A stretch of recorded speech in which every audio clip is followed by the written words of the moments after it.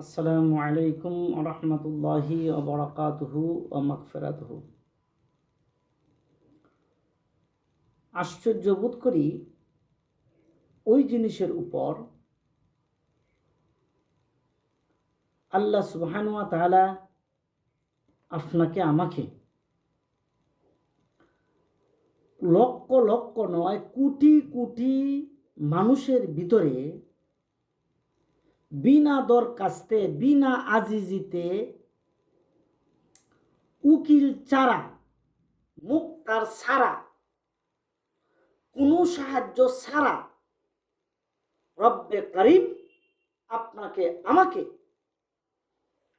বিভিন্ন ধর্ম থেকে বাছাই করে আল্লাহ জাল্লে জালালুহু আম্মাওয়ালুহু বহুত বড় এহসান এবং ফজলার করম যে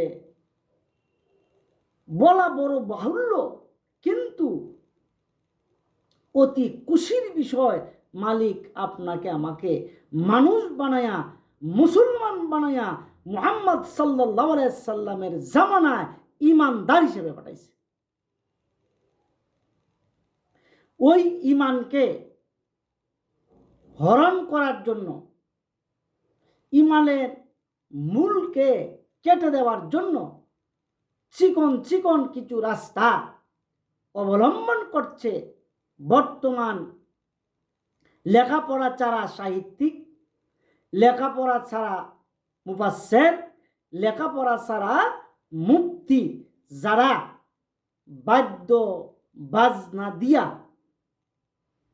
সাথে যুবতী মেয়ে, আমাদের বাসায় নেত্রকোনার বাসায় বসে কসমা কসমা কসমা কসমা মাইয়া 15 থেকে 25 এর ভিতরে হইতইব, এর বাইরে হইলে হইতো না।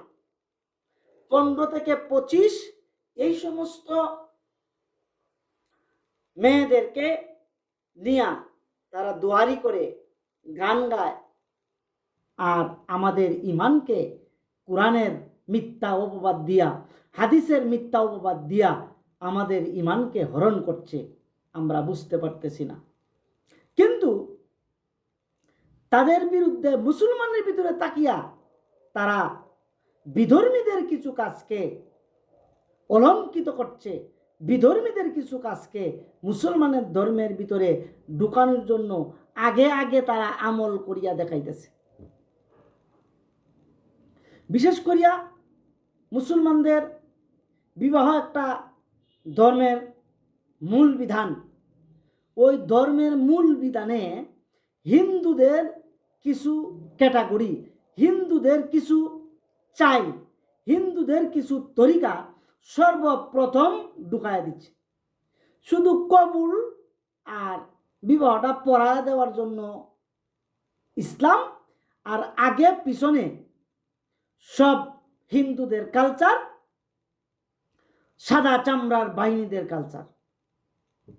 তো যাই হোক, বর্তমানে যে জিনিসটা নিয়ে খুব তুলপাড় চলছে বিভিন্ন সম্প্রদায়ে, তার একটা ছোট্ট উদাহরণ আমি দেই, এতে বুঝতে পারবেন তারা কিভাবে কেমনে সরল মনা মানুষদেরকে তাদের দলে উঠাইতেছে। 1 নম্বরে চিন্তা করেন, হিন্দুরা ভক্তি করে মন্দিরে আর বাউলরা ভক্তি করে মাজারে। হিন্দুদের হইল লক্ষ লক্ষ মা, এক কথায় তারা বলে সব মিলাইয়া 33 কোটি দেবতা। তবে হিন্দুরা উপাসনা করে লক্ষ লক্ষ মা আর বাউলরা উপাসনা করে লক্ষ লক্ষ বাবা। হিন্দুদের আছে পূজা করার জন্য দুর্গা, আর বাউলদের আছে দরগা। হিন্দুদের দুর্গা, বাউলদের দরগা।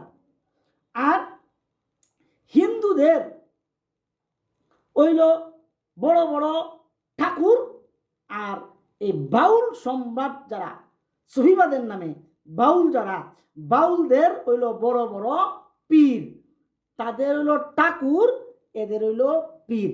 কত সুন্দর তাদের সাথে একটা মিল দেখেন।